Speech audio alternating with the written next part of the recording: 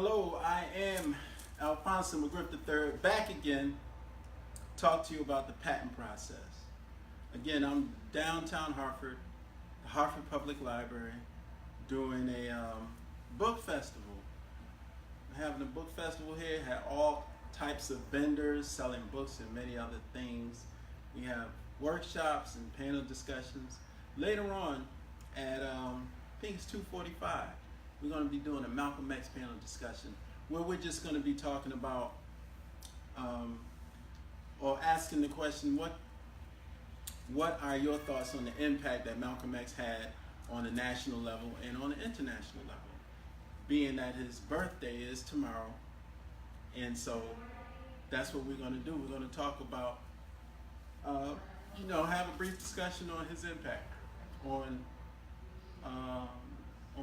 people on the national level and international level. And I'm definitely going to talk about how he influenced me most, because Malcolm X has had a major impact on my life, and I think he's made a lot of things a lot easier. So that's at 2:45, from 2:45 to 3:45 in the atrium. So look forward to doing that panel discussion as well. So today, I'd like to share some information with you about the patent process. When you apply for a patent, you're applying to have the ability to own an idea for a certain amount of time. 20 years, I guess. And I happened to apply for a patent, and I did acquire a patent. And so what I want to do is share some information on the patent process. So for people who might have an idea and they think they may want to go through the patent process, just some things to help you understand that it's a process and a part of what that process is. So the first thing that I want to say is, again, when you have an idea and you want to own it and you decide you want to apply for a patent,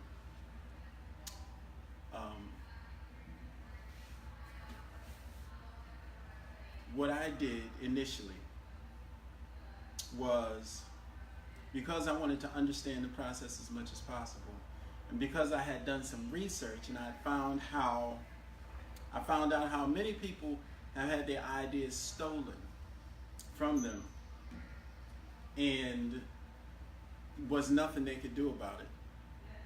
I wanted to make sure I knew as much as possible about the process so I wouldn't have something similar happen to me.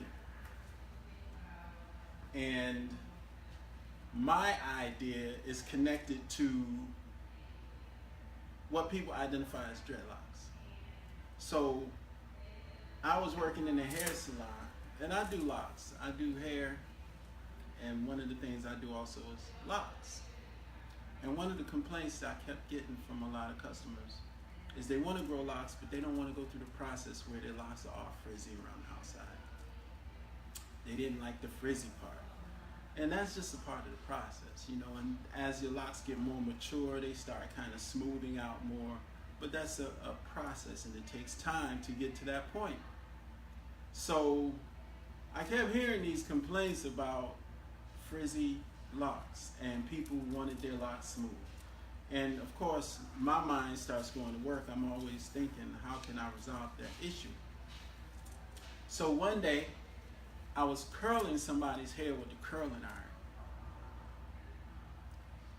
And I was running my mouth as usual, and I put the curling iron in the wrong way, and when I pressed down to get ready to curl their hair, the curling iron made this reverse mark and like pressed this wrinkle in their hair. And I was like, man. So I'm looking at this, and I started trying to get the wrinkle out. And I eventually had to literally get a pressing comb, heat the pressing comb, and then smooth that wrinkle out so that the curling iron could, I could recurl the hair and be okay. But what stayed in my mind was how almost permanent that mark was that was left in the hair, and how much work I had to do to get it out. And I said, if the curling iron can just put this mark in the hair and lock it in so hard that way, maybe I can come up with some way of using heat to pack hair in a way that's just as permanent, but in a way that people would like and would want their hair packed. So I started working on my idea. I said, you know what, I gotta come up with something, a way to do this. And one of the first things I did was, there's a young lady who I knew pretty good, and she had worked on some patents in her history. She's like, this real brilliant person, and she's worked on patents with her job and people at her school, and she understood the whole process. So what I asked her to do was come with me, and we sit in a hotel room away from everything and everybody and do this provisional patent. Now, a provisional patent is a provisional application is the application you fill out when you want to protect your idea. Say you have this really great idea that you want to get a patent for, and you want to protect it. And it doesn't have to be detailed. You don't need professional drawings or anything. But if there are drawings associated with your idea, you want to put those drawings in, have a general understanding of what the functionality of your idea is, and you want to write down as much detail about your idea as possible. And then this is what, again, we call a provisional patent. And so when you fill out the provisional patent, what that does is kind of put a hold on your idea for a year. And it gives you a year from the date you submit your provisional patent, a year from that time to submit the actual full patent that you want. So what the provisional patent does is it kind of just gives you a general protection of your idea for a year until you fill out the full patent, the utilities patent. And I'm talking about a utilities patent. Utilities, how something functions. So we sat there and we hammered it out like in that one day, and we went over everything, and I still have the drawings. She drew these in the hotel room that day, this sister. And these are the original drawings. The first, I explained the idea to her, and she did the first drawings in the hotel room that day for our provisional patent. And this was like a kind of like a side view. And then this was a view of the tool like in the hair on a lock, and then we had a blow up version of what the tool was looking like on the lock. We did this in the hotel room that day. And these were the drawings that we connected with our initial provisional patent. So we did that on a Saturday and Sunday. No, we did that on a Sunday. And on the following Monday, she left. And I sent the provisional patent off. You know what? I can't. I wish I had the date, but I don't have the date. But yeah, she did the drawings, wrote it out. We hammered through it, man, and got the provisional patent done. The next thing I did was I had a person who was a graphic artist. And I can give you the date for this because I remember when this was done. I had a person who was a graphic artist, and I asked him to I gave him the drawings from the provisional patent, and I asked him to come up with some kind of drawing to give people some idea what I'm talking about. And this was after the provisional hand drawing. This was the first drawing that we had that gave some idea of what the doggone tool was going to look like. And this drawing was produced on March 21st, 1999. March 21st, 1999, when we did that drawing. So then I said that in order for me to have as much understanding as possible, I need to study this patent process. And so I went to the library. I took a week off work. I literally took a week off work. And I went to the library every day for that week, Monday through Friday and Saturday. And I stayed in the library like I was on a job. And I studied the patent process. For some people, that might be a little extreme. But for me, in my mind, I just thought I had this really great idea. And I wanted to know as much about the process as possible, so even when I began to apply for a patent, I would understand what was going on. So every day, I went to the library, and I stayed there 6 to 8 hours, studying the patent process, the application, trying to understand exactly how this thing worked and what I need to do. At that time, the beautiful thing was, and I think it's still the case, any questions you have about the application, you can call the patent office and they'll answer your questions. It doesn't matter how many times you call, they'll answer your questions. And so I was that person they knew, first name basis. Oh, it's Alfonso. Yes, how can we help you? Because I was calling about everything. I really wanted to understand this thing. So then I started doing a patent search. And I started looking for any ideas or any kind of patent associated with grooming dreadlocks. And anything connected to grooming dreadlocks using heat. And I was just looking at everything. This right here, this is a notebook full of all of the pages that I printed out while I was doing the patent search at that time. And any kind of promotions that I came across that dealt with curling irons or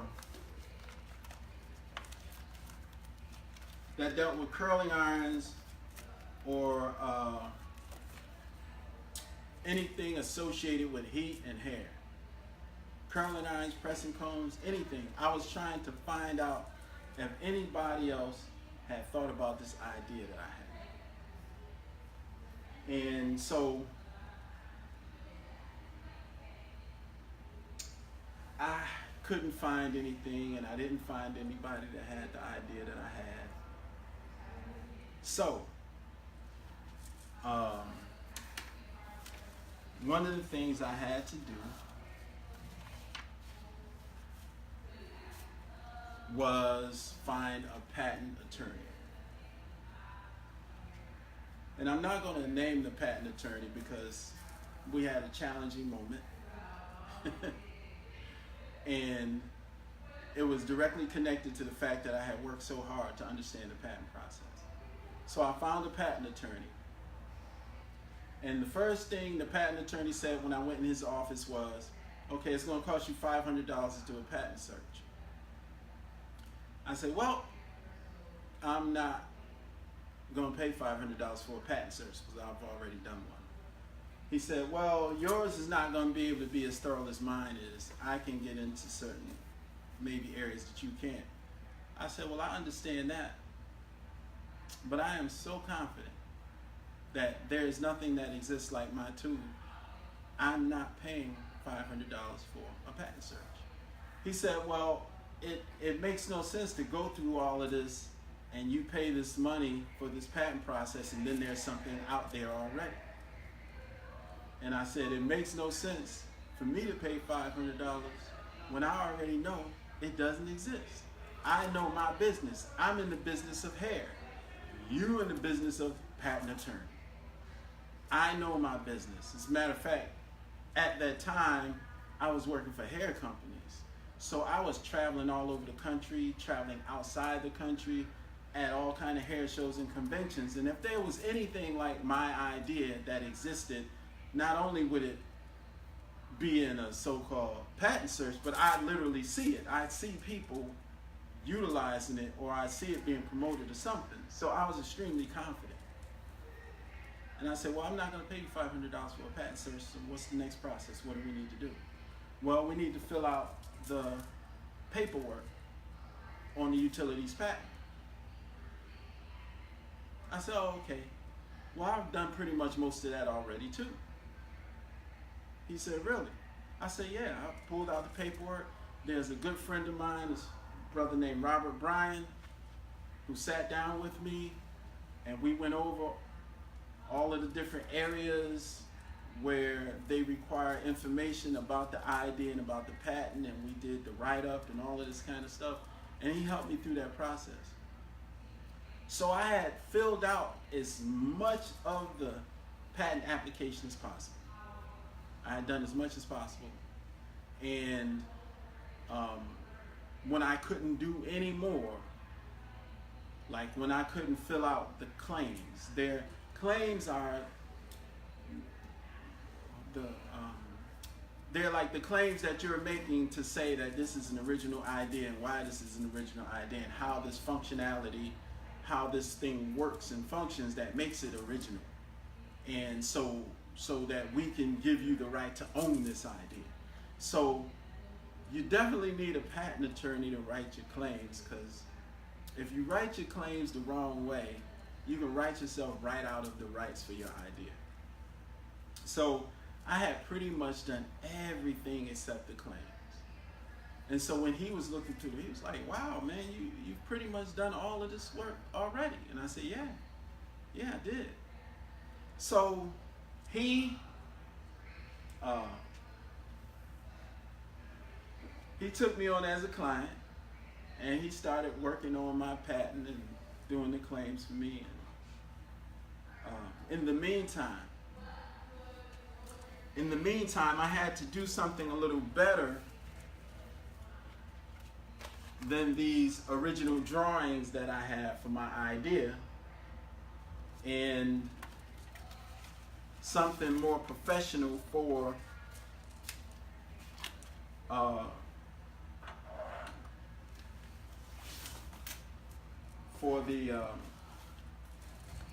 the actual patent when you fill out the information. Because once you get a patent, your drawings go in a database, and and then they can see what everything's supposed to look like. So I had to get some professional drawings done. And I had nowhere, I had no idea who was going to be able to do these drawings for me or how I was going to get them done. So I found a sister who was an architect, and she used her software for architecture to actually do the drawings for my idea. And so I'm going to show you some of the drawings that she created.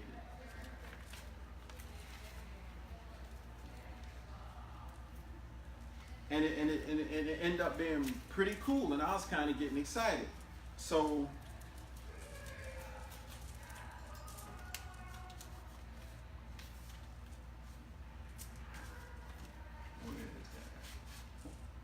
we went from this here, and then I got a professional,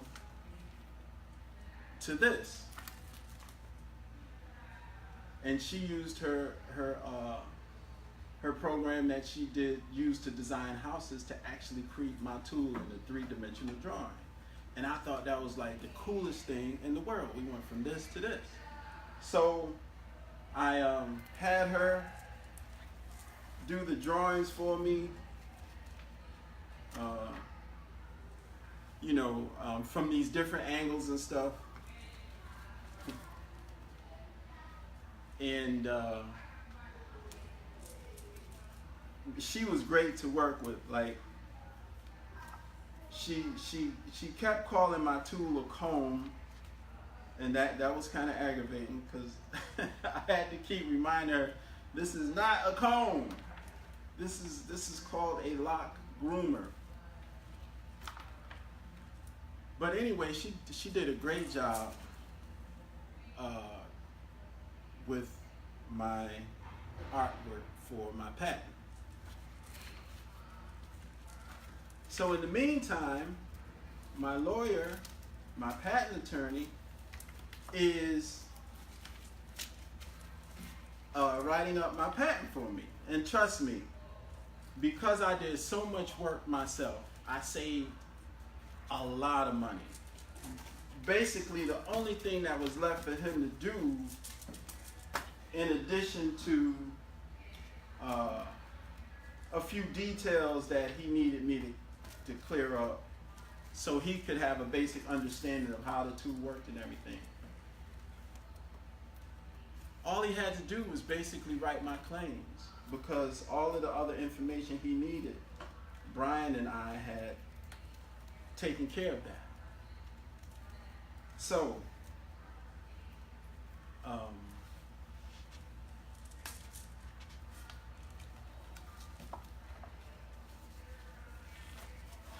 anyway, there was a little point during this patent process where my patent attorney and I had some challenges. And what happened was, when I first applied for my patent and I mailed in the information and I was waiting to hear from them, 9/11 took place. Like, I mailed my patent in about a week before 9/11. That was 2001, right? So now I showed you my first drawing of my tool was from 1999. So between 1999, it took 2 years for me to get to the point where I actually was working on the patent process, and I had creating my tool and everything. So we sent the patent package in a week before 9/11 happened. What happened when 9/11 took place, all the mail, like, in the United States of America, all of a sudden got redirected to Washington, D.C. Like, everything had to go to Washington, D.C. and then get sent back out. So I'm waiting and waiting and waiting, and the patent, they never get my packet with my patent application and everything. So, again, today I'm explaining my particular process and what I went through to acquire a patent for an idea. And so, my patent attorney suggested that we put another package together and then overnight it to the patent office, because all of that mail is going to be locked up, tied up in DC forever after 9/11. So that's what we did. We waited about a month. Patent office never received it. Just assumed it got lost in the mail. Put together another package, overnighted it to patent office, and they did receive the information finally. And then, of course, I was already known on a first-hand basis, because I was calling them about every single question possible. Oh, okay, this is all fine, so yeah. And I mean, I knew at least like 2 or 3 people who, when they answered the phone, they just knew it was me, because I would call so much to understand this process. So, okay, now I got my patent mailed in, all done. That was 2001. About 2003 or 4, I heard from them. It took almost like 2 years, I think. When I finally heard from them, they rejected my patent application. And the thing about the patent process is they always reject your first application. They're going to find just the most minuscule anything reason to reject it. I mean, you got to be so tight for them not to reject it the first time. So I was like devastated. I was like, oh, I thought I was going to get a patent, you know. So patent attorney explained to me, well, no, you just got to make some changes, whatever. And what the patent office does is they send you a copy of the patents that they believe your idea might be infringing on.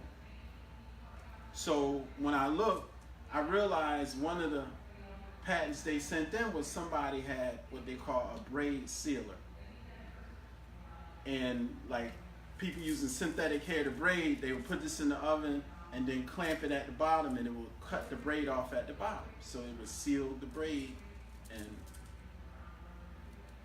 so we had to change our language a little bit so that the patent office understood that we didn't have a closure blade, an opening and a closure blade. We had an entrance and an exit, which is how our tool was made.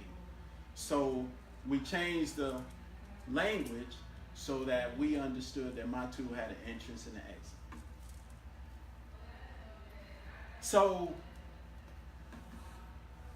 I was looking at the information he was about to send. And I was like, dude, you left out the drawing. Why'd you do that? So he kind of chuckled in my face like, you know, like you don't understand that this, I just, you know, it's going to be some things that we're going to do, and we're trying to get you a patent. I said, but no, see, he didn't really understand how hard I had worked. Like, all I could look at him and say, you don't understand. I'm not asking you to be my hero. I'm paying you to do a job. You can't just make changes in my stuff without letting me know, man. And this dude just chuckled in my face again like I don't understand. But he was like in total violation. Like, you know, I mean, like before I saw you, I had already been in this for about a year, dude. You can't make changes without saying something to me. So he laughed at me again, like I was in his office. And I said, no, I need to have a chat with this man. And I can't do it in the office because he has no idea how high my temperature is right now. This dude laughed in my face 2 times about my stuff. So I left. This was in 2004, around that time. They still had telephone booths. I left his office and drove to the nearest telephone booth. And I called him up. And I think people may have heard me for a block or 2. And I used some incredibly choice language, trying to help him understand, this is my life, dude. You don't make changes in my life without letting me know. I'm hiring you to do something. You can't just change my stuff without telling me, you know. And I you know, back then I was a little more excitable. So, anyway, I hung the phone up. The next day I got an email from him resigning as my attorney. So I called him back and I said, hey, I see you don't understand me, man. I told you, I studied this whole process. I took a week off of work. I went in the library every day like it was a job for a week. And one of the other things I read while I was doing my research is it's illegal for an attorney to resign in the middle of the patent process. You can't quit. It's illegal. So all you got to do is just understand what I was saying. And then we can proceed. Because I'm done with it. But you kind of sniggled in my face twice while trying to help you understand me. So I had to do it another way. So let's go on, proceed on, and do this. So now my antennas are up because he tried to quit on me. But then he realized I knew what I was talking about, because it's illegal to quit in the middle of the process. Especially if, you've been paid, you can't quit. So if I hadn't studied my information, I wouldn't have known that he can't quit on me. But I did.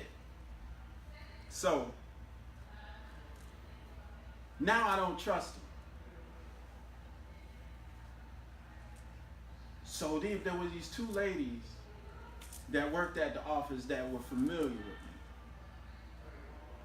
me. And he tried to, when he got mad, he sent another package in. And I guess he was trying to include the drawing that I cussed him out about. But I don't know what else he might have changed from what we sent them before, from what he sent them before, for us to try to get the patent through. So I called the office and I said, whatever that last package is he sent, just throw that in the garbage.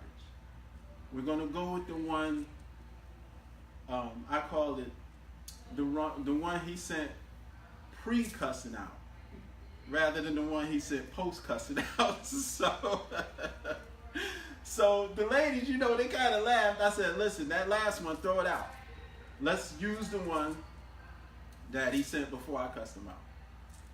And that one eventually is the one that went through and I got the patent. I don't know what that final one was. It could have been the exact same thing with the drawings that he took out without telling me. I don't know. I just didn't trust it. So anyway, the patent went through. And the other thing that helped me is I had a relationship with the people at the office where I could literally tell them, just don't pay attention to that last one. So anyway, so finally I got the information and I received my patent. And like I'm the happiest person in the world. Like, I own my idea. I own it. It's mine for 20 years. Now the challenge is, how do I get this thing produced? How do I make it? Because all I have are really cool drawings. And I connected with a person again in China who had done some stuff for some people, and I got in touch with him. I said, I need to have this made. This is from scratch. I have a patent for it. It's a brand new idea. Nobody never saw it before, and we need to take this from my mind into reality. And he was like, okay, but we need drawings with the specific lengths and measurements and all of this other kind of stuff. So now I have to take these drawings that I showed you earlier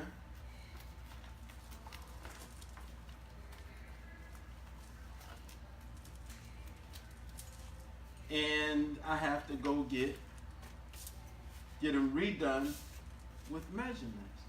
This was the very first drawing of my idea right here for grooming dreadlocks.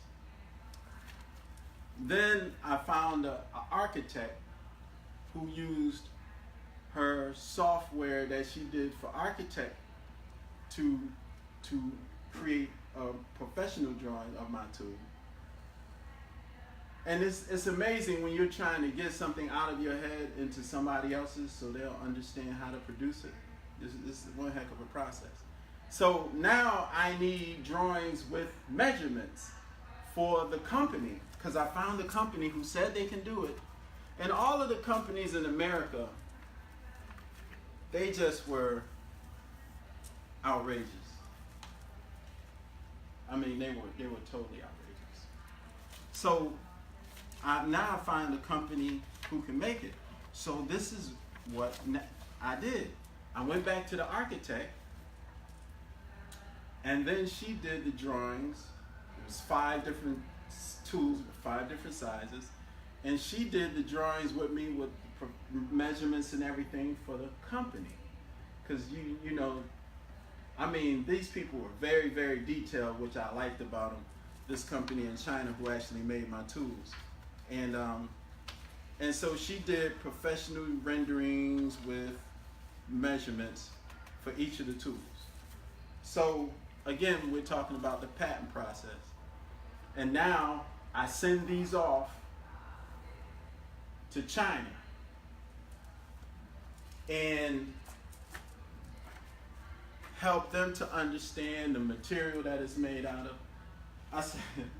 I said, you know those big black frying pans black people use to fry fish in? I said, what is that material right there?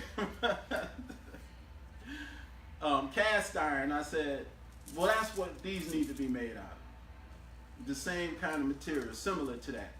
And then I sent them curling irons that I use in the hair salon, because when you, again, I was speaking earlier, when you're talking to somebody who's speaking a different language, sometimes it's just best to just show them what you need, because the language just get all twisted. So I sent them some curling irons. I said, you know the cast iron pan? I said, these are some curling irons. The same material these are made out of. So they went to their chemists and stuff and tested the material and literally was telling me that what the material was made of and what percentage of what was in the material. And I was like, well, that's great information, even though all I cared about is, can you make it, man? Can you use the same kind of stuff we use for these curl irons? So they were like, oh, yeah, no problem. Okay, so we have the drawings, we have the measurements, we have the material, we have the deposit, we ready to roll. We are ready to roll. Now in the interim, one of the things I didn't tell you was I went to a black company to try to have them make my tool first. Because at the time I was like, you know, I know this one black company and they make curling irons, maybe they can make my tool. So I called them up. And they in Compton, California. I called them up. I said, hey, I have this tool. I just got a patent for it. I'm trying to have it produced. I want to know if y'all can make it. So they said, well, you know, where are you from? I said, I'm in Hartford, Connecticut. And they were like, well, you know, well, make an appointment and come on in and, you know, we can see. I said, okay, cool. Man, I made an appointment. I got a plane ticket, flew to doggone California, took the cab to Compton. This probably like 2 or 3 weeks later. And I'm sitting in this office of this brother, Compton, California. And the secretary is, hi, how are you? I said, I had an appointment, such time. You know, I had, it was a long journey. So I said, I had an appointment to speak to this guy about making a tool for me. She was like, oh, really? I said, yeah. She looked in the book. My name was in there. I was on time. And so now the owner, the guy who I talked to on the phone, he comes out. He's obviously shocked. Because what? I don't know why he didn't think I was going to come to California and make this appointment. But he was shocked. He was caught off guard. He thought I was just talking, like somebody, you know, sometimes people think you just babbling, they don't know you serious and they don't take you serious. So when I was sitting in his office from Connecticut, now he felt obligated to show me around his company. So he showed me around his company. He told me how he had trained this guy and helped him learn how to do the whole process and everything. Then the guy went and got somebody to finance him and started his own company and ended up being his main competitor, you know. And so I'm like, now I'm dealing with a brother that ain't got much trust. So after he showed me around and everything, because he felt obligated to, because I showed up there, he was like, well, you know, I'm kind of caught up in what I'm doing here, and I don't think I'm really be able to facilitate making your tool for you and this stuff. I was like devastated, right? I'm devastated. So I get back on the bus. Go back to the hotel. I don't even look at nothing in California. I had flew out there because that was what I was there for. I went back to the hotel and I didn't leave there until it was time to get on the plane. I ain't even, at that point, I didn't even experience what the West Coast was about. I had been back there a couple of times since, but that was, that was my first time. I was devastated. I was devastated all the way back home on the plane. So I was talking to some of my friends, and I was like, man, it's crazy. This dude, I flew all the way out there, and this dude he didn't take me serious. But he told me one thing. He said, listen, do you have a prototype? And I looked at him. I said, I don't need a prototype. I know it's going to work. I know. I've done it in my head 1,000 times. I know this is going to work when I get it made. He said, well, what I would suggest you do when you get back home is get a prototype made and test it. So I was just thinking he was just talking, man, just to act like he giving me some advice because he didn't take me serious. So I came back home and I told, and then you got your friends who got your back and they just want to waiting for you to get back so you can tell them what happened in California and everything. I was like, man, I went down there. That dude ain't take me serious. He showed me his thing, and then after he showed me around his factory, he said he couldn't do it for me. So I said, but he did tell me to make a prototype. But I already know how it's going to work. So there was a older guy. He's always been like a mentor, and he was like, well, maybe you should make a prototype. I said, I don't need a prototype, man. I know how it's going to work. He said, maybe you should have a prototype made. I said, okay, you know what? That's what I'm going to do. I have a prototype made.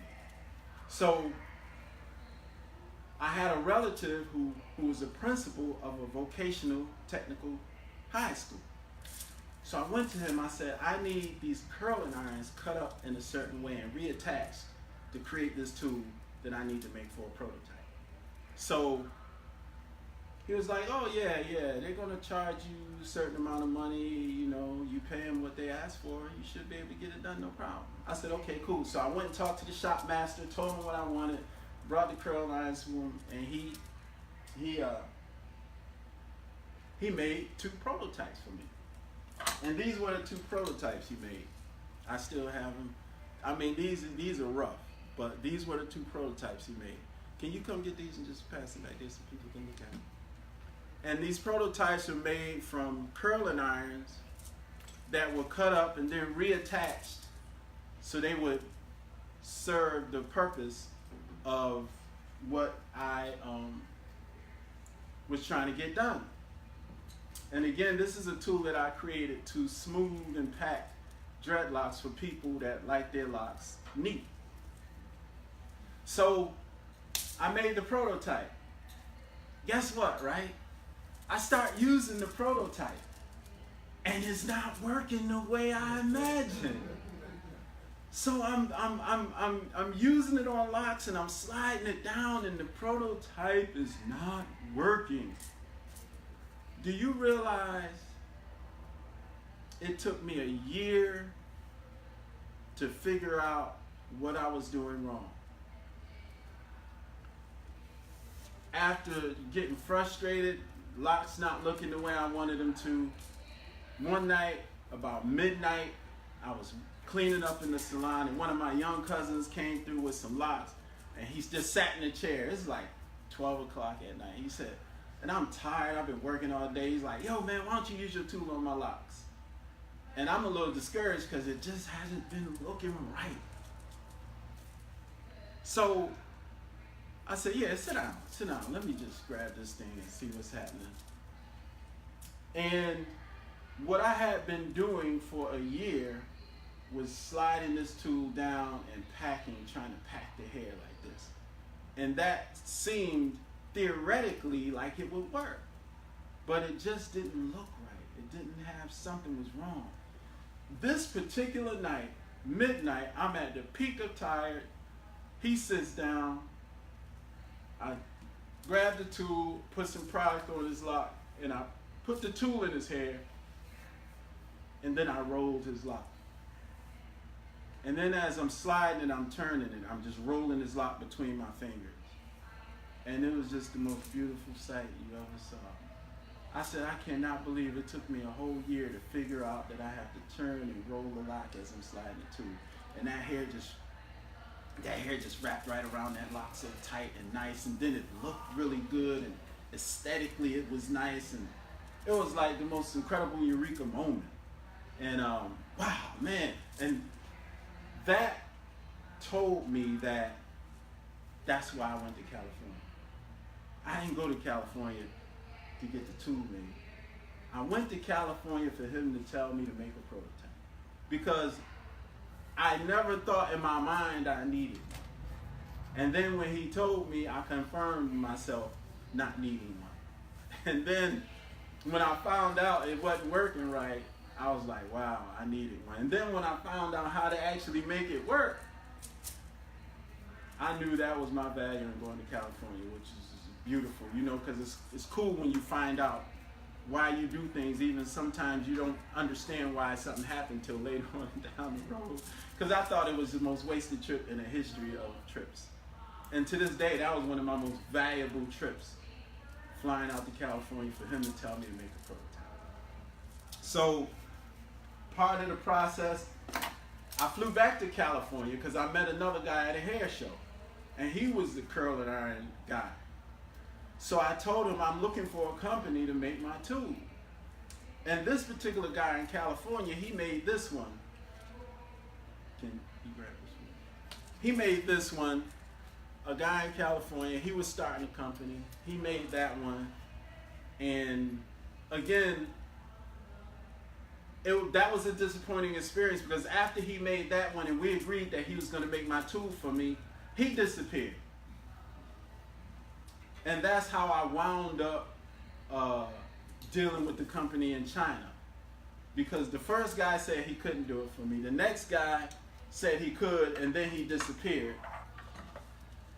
And then I finally settled in on China. Now, China sent back the first prototypes for me, and they weren't right. Okay, I'm gonna need you again, son. They weren't right because the outer edge didn't curl out the way my drawings did. So these were the first ones they sent me, and that outer rim was supposed to kind of flare out a little bit, but it just went straight across. So here you go. Then they sent me these drawings and said, is this what you mean, how you want it? And they used some clay and stuff and created the pictures and took the pictures and sent those back to me and said, that flare that you're asking for, is that what you referring to?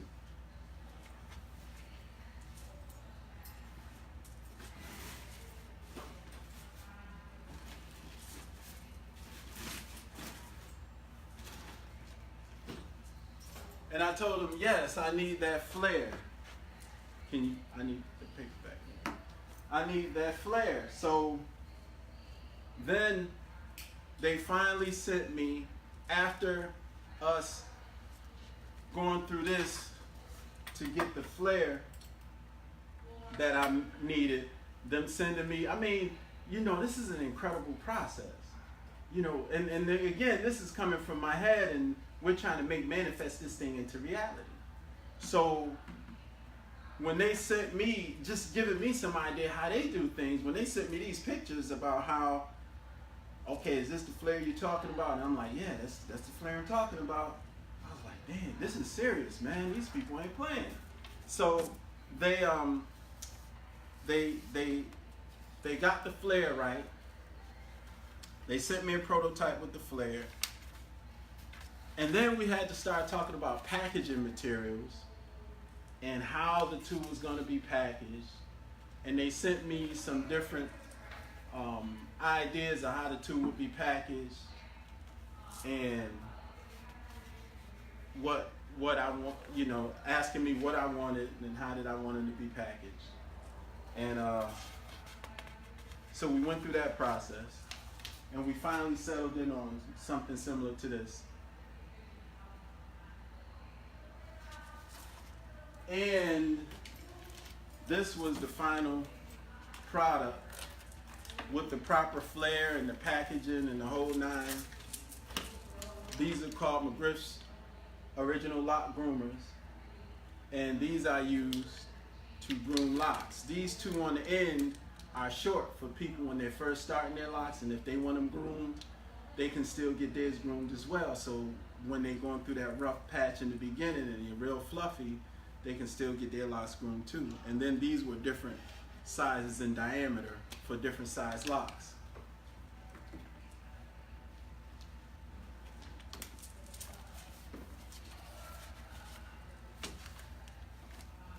And then I had to think of ways how I wanted to advertise. I had a graphic artist come up with a logo for me called McGriff's Original Lock Groomer.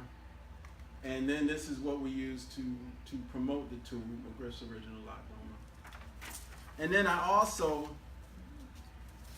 was considering developing a product line specifically for the lock groomer.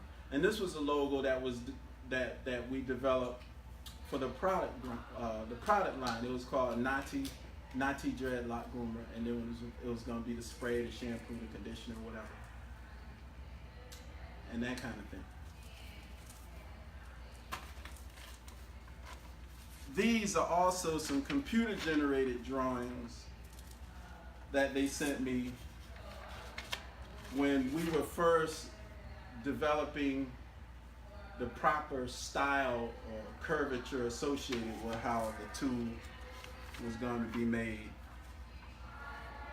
And it's just pretty incredible to know all of the different things that you go through.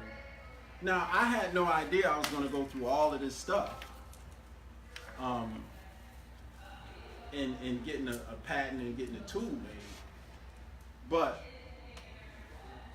it's just a part of the process. But you never know. You just start, and then you start filling in and doing everything necessary you need to do to get it done. And then finally, this is a copy of the actual patent that I eventually received for the tool with the drawings that the woman made for me.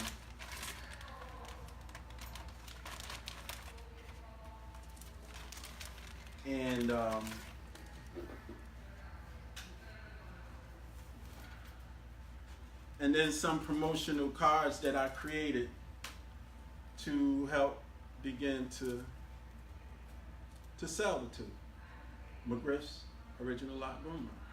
So this is again just a workshop where I was discussing a part of the patent process and what it took for me to eventually go from an idea into bringing something into fruition. And so that's again some information on the patent process. Now the question I have is, do you all have any questions about some of this information that I've shared about the patent process? Not so much about the process, but how do you heat the cone? The way I had them designed, I measured them so that they would already fit into the same kind of stove the curling irons go into. My mother used to do it. That's what I was familiar with the small. Yeah, the small stove. Yeah. It's already set up. You put the curling irons in. And these go right in the same thing. Yeah, yeah. So those are for professionals, not like regular folks at home. Well, they're for anybody who's interested in learning how to use them. Because just like curling irons, professionals use curling irons, but people that use curling irons at home use them too once you learn how to use them. So from start to finish, when you first started your patent process until you got the final approved patent, how long is that? We started in 2001, but the patent date when we got the patent is right on the front cover of that. 2004.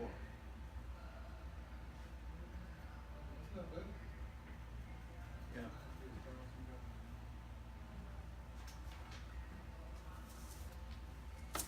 Yep. When you say the patent attorney helped write the claims, does that include like the description and all the rest of it? I had done mostly all the description and all of that other stuff. The most the patent attorney did was write the claims, and he needed to understand how the tool worked in order to write claims that will be beneficial to me. Because sometimes when you're writing claims, if they're too specific, then you protect that specificity, and somebody can go around by just changing a measurement or something like that. And then you want to, if you're too broad, then you don't define the utility of what your tool is. You're not really defining what your functionality is or what your idea is. So that's the patent attorney. That's where their artwork comes in, when they start doing the claims for you so that you can truly be protected and they're not too specific and they're not too broad. Yeah. Any other questions? Well, I just want to say I appreciate y'all for sitting in on this information about the patent process. And I hope some of this information can help you as you come up with these great ideas and you want to own your ideas for like 20 years. And It's only good for 20 years? yep. So you have to refile in like 15 years or? No, it's a wrap. After 20, it's a wrap. Get all your work for 20 years. Get all your work for 20. Then it's wide open. And even during that 20, you got to keep paying these increasing maintenance fees to maintain the patent. You know. After 3 years, and then the company come again. Yeah, 3 and then 7 and then 12 or something like that. They didn't get theirs. And then after 20 years, it's not yours anymore. After 20 years, it's still your idea, but now it's wide open for anybody else to. Yeah. You own the rights for 20 years. After that 20, it's wide open. How well received is this among the judge community? The folks are. That's another experience. Is it? Yeah, the question was. My brother, I have a brother who has dreads. He's been growing them since maybe 1983. They're probably down to his ankle. And I look at this and I don't know. I mean, I don't know what. I don't think it would be practical for somebody who has hair that long. Yeah. Because by then, your hair kind of starts packing itself and getting neat. But let me tell you a quick story about when I first introduced this tool to the world in 2011. And I introduced it to the world via a video on YouTube. And when I first went to hair shows and started introducing this, in 2011, in 2009 to 2011, black people made natural hair a religion. It became very, very sacred. And locks at that time were the same way. It was almost like a religion. And people who had it, they were just so intense and so serious. So when I introduced this tool, introduced using heat on locks, all hell broke loose. Man, they cussed me out so bad. Up and down. I mean, I had one of the guy I respected in the locking industry. He's one of the major dudes. He said that thing will be successful over my dead body. The venom, I can't even. The only thing I can help you understand, say to you to help you understand how deep the venom was, is that I had to leave the tool alone to keep from hating black people.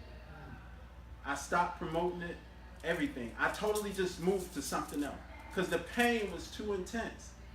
I thought somebody would be appreciative because it's like you got an idea you own. You got a patent, bro. You created a tool. No, none of that. So, as I close real quick, I left it alone. And from 2011 to about 2017, that video had 7,000 views total. Something happened in 2017 where those views started going up and going up and going up, and then people start ordering the tool. Because I had them sitting in the garage. People start ordering the tool, and I don't know what happened, but I didn't promote it, still haven't promoted it, and now I'm sending out orders almost every week. and it has over almost 400,000 views now between 2017 and now. So some things changed. It became more acceptable. Maybe I was just too soon for the time or whatever, but I had to fall completely back because I was. You didn't tell me I know. Yeah. So anyway, listen, I want to thank y'all for hanging in for this. One more Yes. question. What made you decide that there was a need for that tour? Use the heat What made you decide there was a need for the tour? because I was doing locks and people kept complaining about the frizzies. But I do regular hair too, so I'm using the curling iron all the time. And then I finally saw a connection where I could, if I could rearrange this thing and then use it for locks, I could pack the hair neat and get rid of the frizzies. So that's what Now, happened. did that change the texture of the lock at all? No. As a matter of fact, it made the lock a lot stronger. Because up until then, a lot of people were cutting the frizzies off with scissors. Then the locks get weak spots and all of that kind of stuff. And the more the hair that packs in, the stronger the lock is. So when you're cutting it and trimming it and all that other kind of stuff, you know, you kind of taking away from the strength of the lock. So I got to end this workshop. Again, I want to thank y'all for sitting in and listening to me run my mouth. I hope you can get something out of it. And just sharing my experience with the patent process. Thank you. Thank you. Y'all have a wonderful rest of y'all day, afternoon, evening.